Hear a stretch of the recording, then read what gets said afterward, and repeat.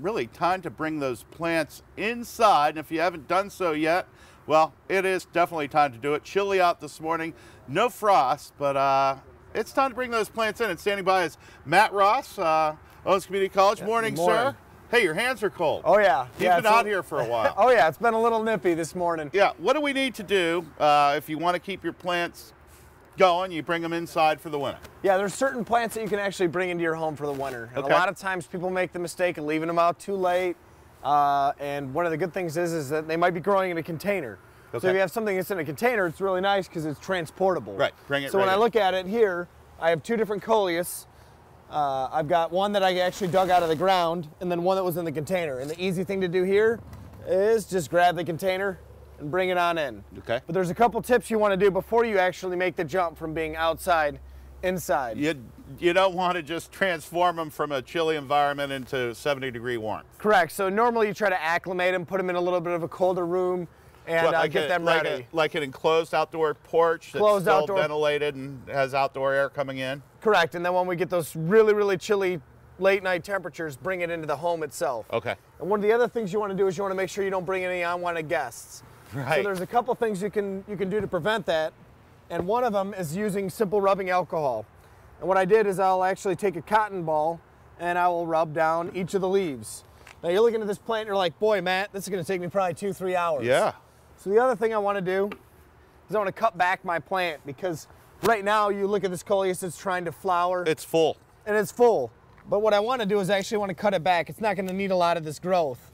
So instead how do you make that decision? I make that decision just by the architecture of the plant. So when I do it in the pot, it's a little bit easier. I can just kind of cut it back, let it be, and hope for the best throughout the winter. And it's just going to be kind of keeping it on life support. Then apply the rubbing alcohol to fewer leaves. Correct. And you'll see I actually caught a couple aphids. Those little green buggers right there. It's going to be hard for the viewers at home to see those. But I'll actually pick those up using the rubbing alcohol. In addition to just the insects, I also want to make sure I'm not bringing in disease. And one thing I can use to help prevent disease, same thing I use when I get a cut, hydrogen peroxide. And I'll actually make a kind of a tonic for it. And I'll mix about half straight hydrogen peroxide and water and then spray down my root system. And what that's going to do then is kill a lot of the bacteria and fungi that might be growing in the soil. Let me see that for just a second. Yeah, go for it. It's just a little spray. It's just a little, I don't know. Little squirt of Yep. liquid of hydrogen peroxide, half and half. Correct, half and half. So this has already been mixed up, half hydrogen peroxide, half water. That goes onto the roots and into the soil. Yep, Okay. and then if I have a small enough plant and I might have an issue with insects, the other thing I could do is use horticultural oil, fill up a container like this and dunk the plant in it for a couple seconds, hang it upside down until it dries. What's So horticultural oil? Horticultural oil is just a plant-based oil that will suffocate a lot of your pests. Okay. And it's a natural organic path. Gotcha. Because a Won't lot hurt. of times you'll see recommendations that say to use pesticides before bringing in plants, and some of those pesticides are more expensive than a coleus. Right. And it's poisonous too. Correct, You don't correct. want You don't want to bring that into your house. Right. So horticultural oil, rubbing alcohol, hydrogen peroxide are the best way to go. You're visiting with us again the 6 o'clock hour. What are we going to talk about there? More of the same? We're actually going to be talking about the difference between summer and winter squashes and how to handle them this time of year. Perfect. This is a squash right here. I'd call this a little squash, but I'm not sure if it's a summer or a winter squash. This guy does. Matt Ross from Owens Community College talking to us about summer and winter squashes. Who knew? Yeah, oh yeah. The main difference, primary difference between your winter and your summer squashes is most evident right around now.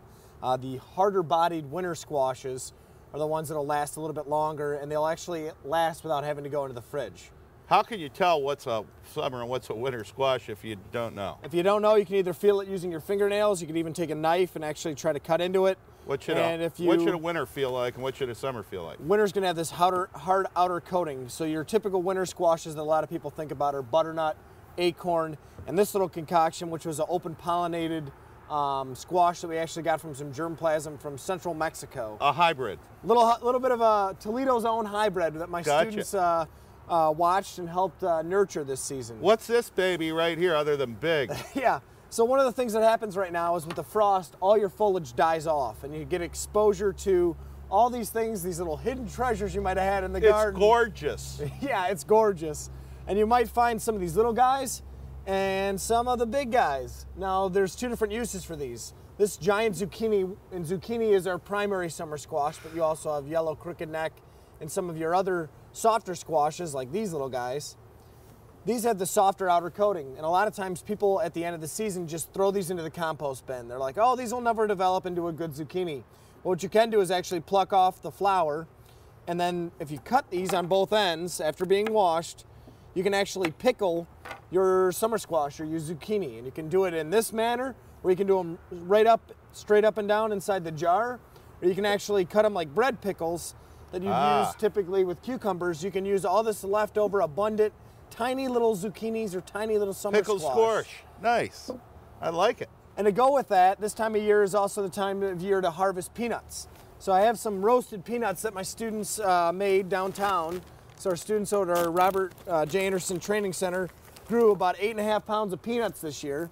And I grabbed one off the compost pile that had 2 little guys left just to show you what they look like. And a lot of people never know where peanuts come from, and here they are. They're down little root nodules here, and inside of here you actually have your peanut. And then what you do this time of year is the top growth is going to die, it's going to turn yellow, and then you unroot these little buggers right here, wash them off, and then roast them in a baking sheet, and you have yourself some great roasted peanuts. That's great, Matt. Man, are they good. Hope you don't miss them. Good tips, Matt. Great stuff. Squash. I'm really getting into frying squash right now. Slicing it up thin, a little light breading on it. Really not healthy, but very delicious. Yeah. Oh, they are a healthy plant. It's just a matter of how much garlic and butter you put on them. That's right. Matt Ross from Owens Community College, thank you so much. Great stuff and some great tips.